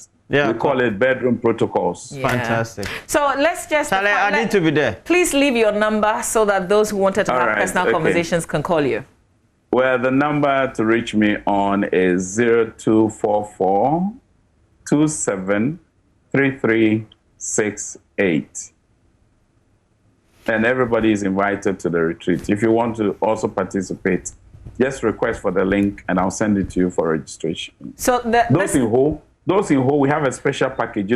This year marks the 20th marriage anniversary of Evelyn and I. Oh. And for that reason, for the first time in a conclave, we are allowing day participants.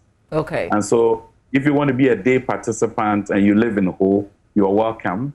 And you only pay 500 Ghana cedis. Okay. All right. But great. If you want to have the full package, the flyer is out there. It's 3,000 Ghana cedis. Okay. To do the full package. So we'll put the number on the screen. You can capture it right now. You can also WhatsApp him as well if you've got follow-up questions. WhatsApp thank you very much for sharing. Thank you, Mama V. Thank you, Roland. I wish you all the best in the weekend. Okay. Roland. Yes, sir. Avoid the 5 Ds. Mama V, avoid the 5 Ds. Fantastic. Yes, sir. Let's be good ambassadors. Fantastic. Coupling, consummation. Hey. That one is ahead. That's ahead. That one is at the retreat. By the grace of God, we will do well with the deadly Ds. Yes, thank you. Definitely. When we practice the 3 C's, we'll cure the 5 Ds. Okay. All right. Thank you very much. Bye. That's our Relationship Friday, and we hope that we've been helpful. Really, some of these talks, Charlie. sometimes you're suffering alone, you're going through these things alone, and you need to hear somebody talk to you. So we hope that we've been a blessing, really, and Uncle Amos Kevin Annan has been a blessing to you as well. Stay with us. You're watching the AM Show.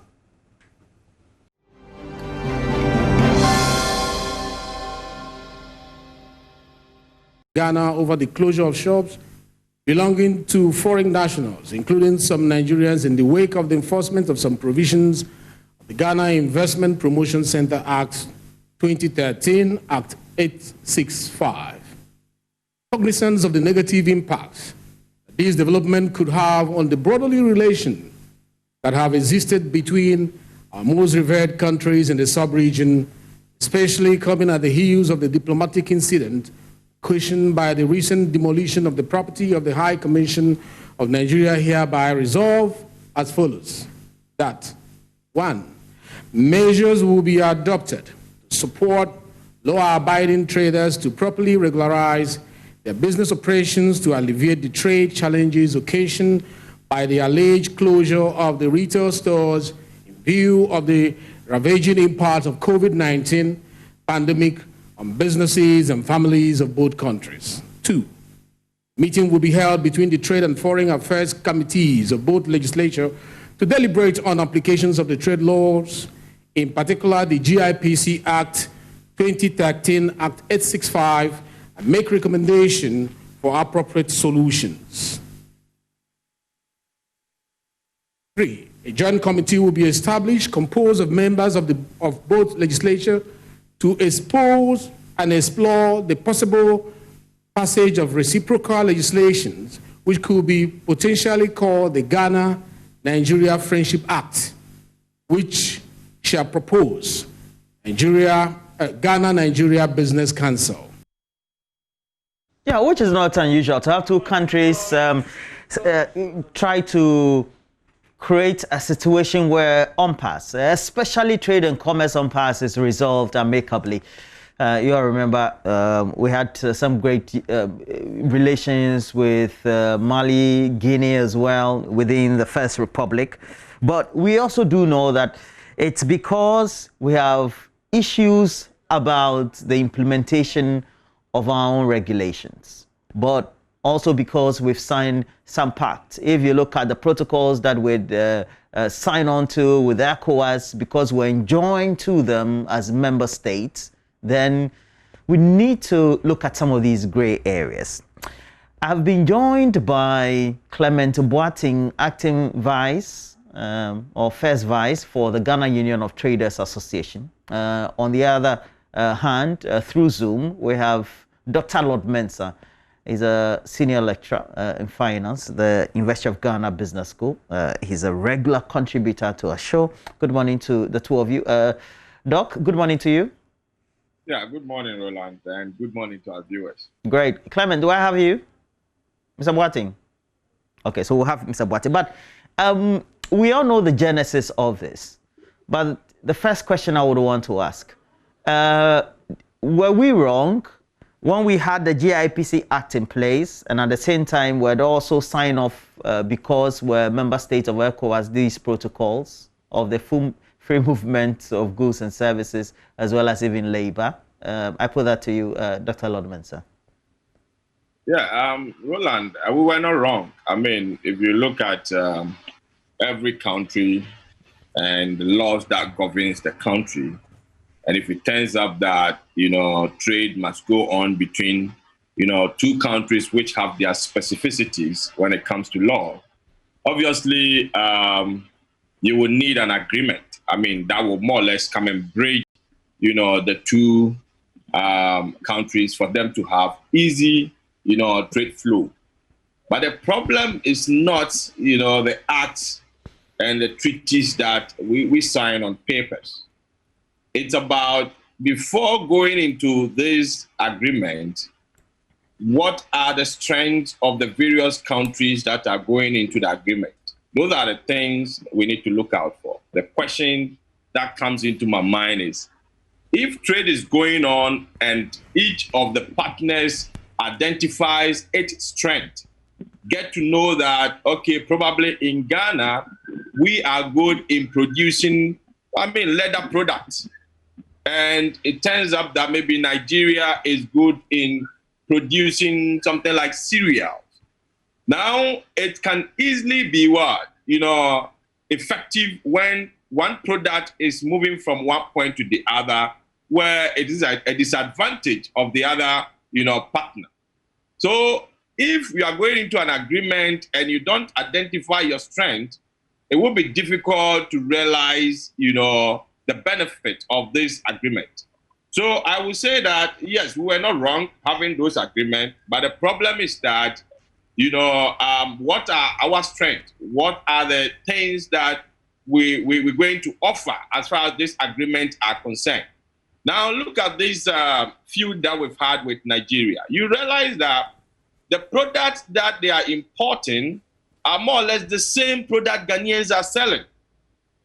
And when it happens like that, you're going to have problems because obviously maybe the Nigerians knows how to, win customers compared to the Ghanaian counterpart in terms of maybe beating down prices here and there. And exactly that is what is happening on the ground.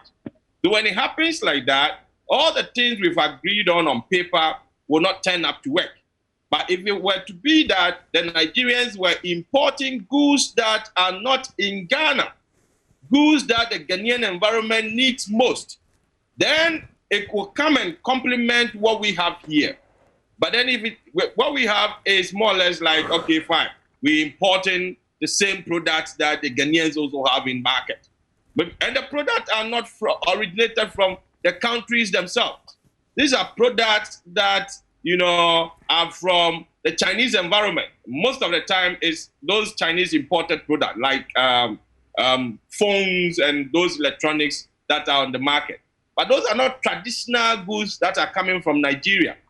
And so if you have a market and you go into an agreement with maybe your partner, and it turns up that you are producing or you are importing the same product, then you have problem. Now, partnerships are important.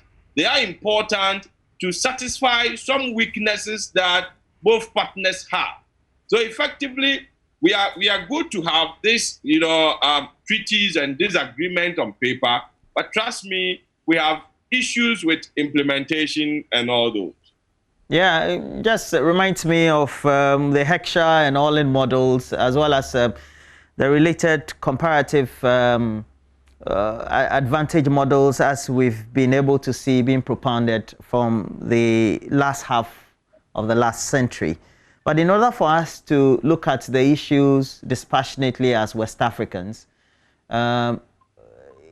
what should have been done in the enforcement of the law in itself, knowing that the cause of the disagreements is the fact that we have competition for the local traders, but they also expected to be protected by the law.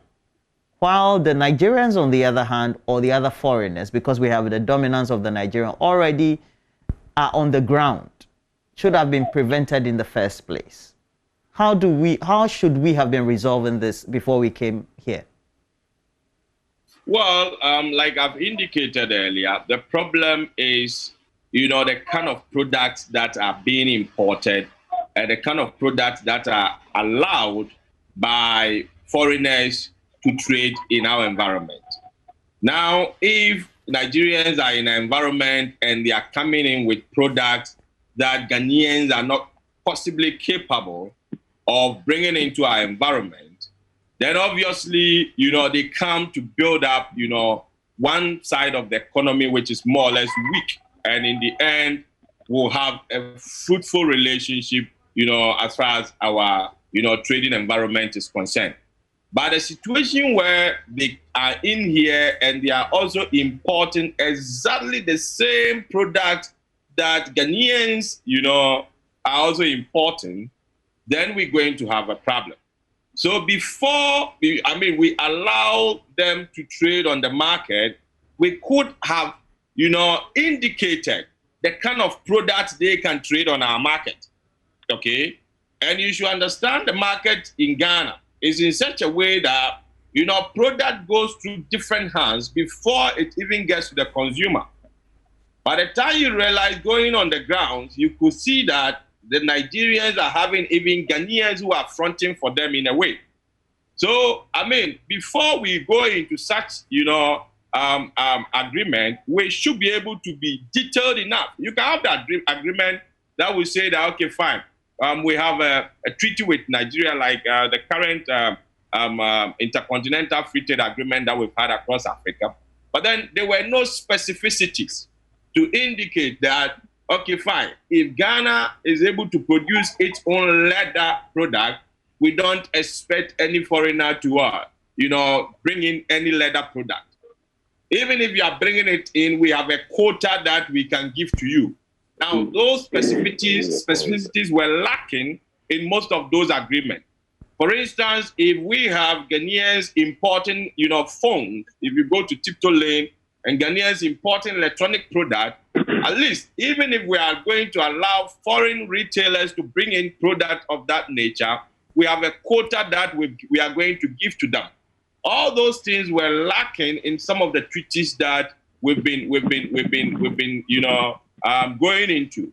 And so that is why we have those reflections, those chaos on the grounds, because, those who are important are not limited, very, very important. We need to look at all those specificities. Now, Mr. Boateng, Clement Boateng, Acting First Vice, the Ghana Union of Traders Association has joined now. Mr. Boateng, we're told that we're going to have a committee in place. There will be some agreements. How would you want your views to be taken on board? Yeah. Good morning, Roland, and thank you for having me. Before I address your question, let me talk a little bit about what Dr. Mensah, just said. What Dr. Mensah just said is just right in the ECOWAS, protocols and provisions that they have made. The foundation of this ECOWAS protocol is about free movement of goods, people, and then services. And then it talks about rule of origin. Rules of origin means that the 50 member states that are signed on to the ECOWAS protocol are free to do business, to trade among themselves of goods that are manufactured within the sub-region, which means goods that are manufactured in Ghana can be taken to Cote d'Ivoire, can be taken to Nigeria, can be taken to Togo, sell it there, and you don't have any problem. Likewise, goods also manufactured in Nigeria or in Mali or in Niger can also be brought to Ghana, and then you sell, and we don't have any problem with you. Now, we should ask ourselves, like what Dr. Mensah said, that the goods that these Nigerians are trading in, are these goods that are manufactured in Nigeria? They go to a third-party country. They go to wherever we also go, either Japan, either Dubai, either China, either Turkey, either Europe, and bring those goods to Ghana here and sell, which clearly violates the ECOWAS protocol and then the rules of origin. And then I was thinking, when the Nigerian authorities came there, our leaders, should point it to them that the goods that their people are trading in, are they part of the goods of the rules of origin? Mr. Boateng, you are not claiming that the Ghanaians trading in Nigeria are also only trading in goods that are manufactured in Ghana, are you? Yeah, if Ghanaians over there are flouting their laws, it is incumbent on the Nigerian government to take whatever action that they think they will take, and it will be in their interest. But we're ECOWAS. And that is the more reason why. That is the more reason why even Nigeria has signed on to the ECOWAS protocol and the ECOWAS trade liberalization scheme, but they have banned about 40 items which are even produced in the West Africa sub-region, but they cannot be allowed to enter Nigerian market. You see, so we cannot sit down. We cannot sit down, for one country, because of their size of the economy or of their population, to bully other members of the ECOWAS sub-region. We cannot allow that to happen. Look at the closure of their borders for almost a year now. They haven't opened the borders. ECOWAS Commission is sitting there doing nothing about it because they said they are protecting their local rice industry. So if Ghana is also, is also enforcing its local laws, what is the big deal about it? Now, coming back to the question that you asked me regarding the formulation of the of the act, which will, culminated in the formation of the Ghana Nigeria Business Association, Ghana Nigeria Business Council. We don't have any problem about that. But what we want the authorities to understand, that since Guta is a major stakeholder in this industry, whatever process, that will be taken, leading to the formation of this business council, Guta must be involved, because we are a major stakeholder. Our input, must be known to them for them to address it, and then see that at the end of the day, we will not be at a disadvantage. And regarding, the proposal that they have put with the amendment of the GIPC Act, we want to sound a clear warning to the authorities that we shouldn't wake up one day for us to hear that that law has been amended in favor of the Nigerians. When that happens, we are not going to take it kindly. You mean the GIPC Act? The GIPC Act, yes. You don't want it amended? Amended in what way? Amended in what way? Because when this law was promulgated in 1994, in 2013, there was a review. Guta was a major stakeholder in that review. We had to spend 3 days at Forester Hotel in Dodowa before that review came. We were a major stakeholder in contributing to the review of that law in 2013. So if the Nigerians have asked our authorities to see to the amendment of the section of that law, we want to tell them that they shouldn't amend any law in our isolation. We should be called to a stakeholder engagement, take our inputs. If we think the direction that they are going is in favor for us, fine. But if we think it is not in favor for us, then we will raise red flags, because we cannot sit down, for one country to dictate to us. They also have investment laws in their country. We cannot go and tell them that they should amend their investment laws to suit, other even West African nationals in that country. So we are waiting. We are watching with eagle eyes and see what will unfold in the coming days. Dr. Lord Mensah, if there needs to be a rededication to this, how should views of both sides be taken on board? Now, it's like this. We already do have, if not hundreds or thousands of Nigerians who are already in the retail sector. They're already in Ghana. We allowed them entry into Ghana. We've allowed them not only entry into Ghana, but also entry into the retail space. They have gained grounds, they have invested, and their investment necessarily is not only benefiting themselves, but also their patrons, their business allies, who only may not be Nigerians necessarily.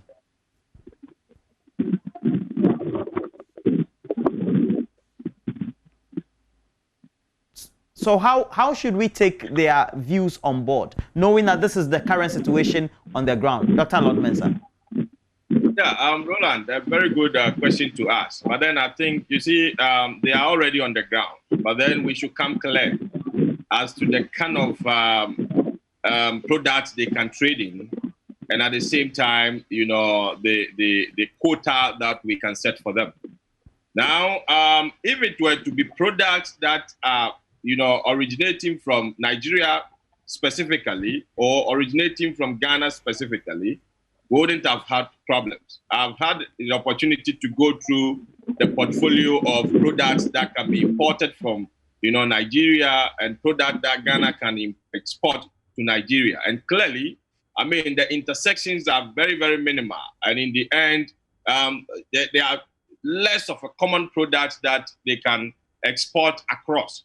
But then if they are already in the system, what I may indicate is that with a new agreement, or if there's going to be an amendment, they should take into consideration their existence, and possibly a quota can be set for them, because at least we should understand that every country thinks about its own. And so if Nigerians are in the retail environment, possibly we might look at giving them maybe a percentage of it, maybe 20%, for which the citizens of Ghana can have the other 80. So if we are able to come out clearly to set up the boundaries, they should be able to fall within. I mean, rather than ejecting them completely and forcing them out of the country. So, Mr. Boateng, how do you hope this can be achieved? That the Nigerians who already have shops and are undertaking business have stock in the shops. They may even have stock that is coming through freight, may have also made orders, etc. How do you think this is realistic and possible? Mr. Boateng? Ignorance of the law is no excuse because excuse me. Hello? Excuse me. You said what of law is not something? Ignorance. Okay. Ignorance. Go ahead. Can you hear me? I can hear you. You say ignorance. I said ignorance of the law is no excuse. Roland, can you hear me? Please go ahead. I've heard you. Ignorance of the law is no excuse. Yeah, I said ignorance of the law is no excuse because we've been fighting this fight for almost 20 years now, and all this while they know that what they are doing, violates our law. So it has come to it has come to the effect that now their shops are being closed. Then it's because they have flouted the laws with impunity. They must take whatever occurrences that will happen, to them. If you have your goods in the shop and the shop, has been locked because you have flouted the law, I don't think it's any big deal because right from the onset, you know that what you are doing is an illegality. But because we've been talking over this over the years, and they don't seem, to understand, or they don't seem, to stop whatever they are doing, and they keep on coming in, day out, and be opening shops and be settling shops here. If the shops are being locked now, they have to take whatever punishment, that is being meted out to them in good faith. And I don't think anybody will have any mercy for them. You are aware that even when the task force, went to circle, to conduct in their businesses there, their legitimate business there, you know what's happened. You know the sort of confrontation that, they had with the authorities. And as a foreigner, you live in one country and you flout the laws with impunity. And when the authorities, which task force? The task force that you set up yourself? No. I'm talking about the retail task force. The proper one. Set up by the trade ministry. Okay. Yes, I'm talking about that task force. All right, Dada Boots. That'll be it for now. That's your last comment. But you have to end for us, Dr. Lord Mensah. The thing is, there needs to be a human face to it. Is that not the case? The geopolitics and then the economic aspects about how big the neighbor is, Nigeria is, also needs to be taken into consideration. That's why now it's become a diplomatic issue. So if we say we have them in, we didn't enforce the law when they started all these, now they have multiplied, but we want to implement this law or come to an amicable solution. In what way? Based on what Guta is saying, should it be done in such a way that everybody, is coming to the table or is satisfied? Yeah. I think Roland, we need to look at some restrictions, because if you take, for instance, phone market, you realize that the phone could be sold one-off, but then the accessories are also marketed on its own. So as I indicated earlier, we can, look at the situation on the grounds and say, okay, fine. All Nigerian retail shops should deal with maybe phone accessories, for which the phone itself could be, this is just an example, for the phones itself could be sold by the Ghanaian, counterpart. Now, if you take spare parts, okay, you realize that, okay, there could be some complementarities among, the product in that area. So why don't we, couch the agreement in such a way that, they are part of us, they form part of the Ghanaian economy now. And as a result of this ECOWAS, agreement, and even now coming up with, intercontinental free trade in the African zone, we cannot just overlook them. As you mentioned earlier in your question, their dominance in the African continent also plays a role. And so we should find a way to make sure that they are in the system all right, but then some restrictions should be placed so that they can complement our retail environment by defining the kind of product that they can bring into the country, okay? Rather than, just leaving them to trade on the same product that the Ghanaians are also feeding on. In that case, we can never eliminate this problem. So if we are going forward with amendment, let's clearly come out, set up boundaries, define the kind of products that, these foreign retailers can bring into the country to complement what Ghanaians can have.